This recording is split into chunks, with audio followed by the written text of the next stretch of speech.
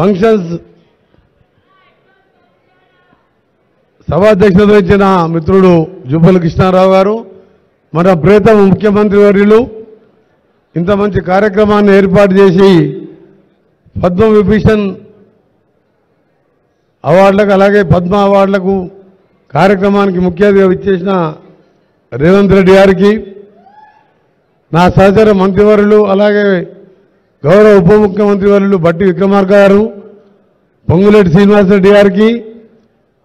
శాంతి Kumar chief secretary గారికి, ముఖ్యంగా ఈరోజు తెలుగు జాతి తెలుగు ప్రజలందరూ గర్వించే విధంగా పద్మ విభూషణ్ అవార్డులు అందుకుంటున్న గౌరవ మాజీ ఉపరాష్ట్రపతి వారు తెలుగుదనానికి తెలుగు ఉట్టిపడే విధంగా మచ్చలేని రాజకీయ నాయకునిగా ఉపరాష్ట్రపతిగా పనిచేసిన గౌరవ వెంకయ్య నాయుడు గారికి నా పక్షాన తెలంగాణ ప్రజల పక్షాన తెలుగు ప్రజల పక్షాన వారికి శుభాకాంక్షలు తెలియజేసుకుంటూ, అలాగే నేను నచ్చే నాయకుడు నా అభిమాన సినిమా హీరో మెగాస్టార్ అంటే నాకు సినిమాలు అంటే బాగా ఇష్టం కాబట్టి చిన్నప్పటికెళ్ళి చిరంజీవి గారు ప్రతి సినిమా చూస్తూ ఈరోజు వారు పద్మ విభూషణ్ అవార్డు తీసుకున్నప్పుడు వారి సత్కారంలో నేను పాల్గొనడం నిజంగా నా అదృష్టంగా భావిస్తూ,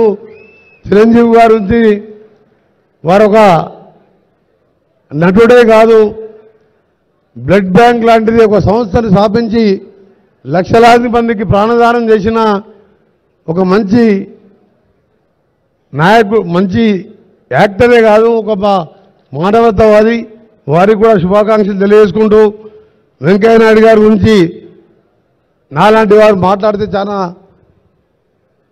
మంచి మనిషి కాదు, ఎందుకంటే మహోన్నతమైన వ్యక్తి, మచ్చలేని నాయకుడు, తెలుగు రాష్ట్రాలలో వారితో పాటు ఇటీవలనే కీర్తి చేసిన మన జైపాల్ రెడ్డి గారు. ఇలాంటి నాయకుల గురించి చెప్పాలంటే నిజంగా మన అదృష్టం తెలుగు జాతిది, తెలుగు నేలది. వారు రాజకీయాలే కాకుండా స్వర్ణ భారతి ట్రస్ట్ స్థాపించి ఎంతో మందికి సేవలు అందిస్తున్న వెంకయ్య నాయుడు గారికి మరొకసారి శుభాకాంక్షలు తెలియజేసుకుంటూ, వారు నిన్న నూరేళ్ళు ఆరోగ్యంగా ఉండాలని భగవంతుని ప్రార్థిస్తూ, అలాగే ఈరోజు ఇంకా ఇతర పద్మశ్రీ అవార్డులు అందుకున్న కళాకారులు, ముఖ్యంగా మా జిల్లాకు మా గ్రామానికి మా పక్క గ్రామానికి చెందిన మా గురువర్యులు కూరెళ్ల విఠలాచారి గారికి ముందుగా పాదాభివందనం తెలియజేసుకుంటూ, నారుతో పాటు ఆనందాచారి గారు, కొండప్ప గారికి, ఉమా మహేశ్వరి గారికి, గడ్డం సమ్మయ్య గారు, కితాబత్ సోమాలాడి గారికి, వీరందరూ కూడా నా పక్షాన మా ప్రభుత్వం పక్షాన శుభాకాంక్షలు తెలియజేసుకుంటూ, రాబో కాలంలో మా తెలంగాణ ప్రభుత్వం నూతనంగా ఏర్పడ్డ ప్రభుత్వం ఇటీవలనే మా గౌరవ ముఖ్యమంత్రి గారు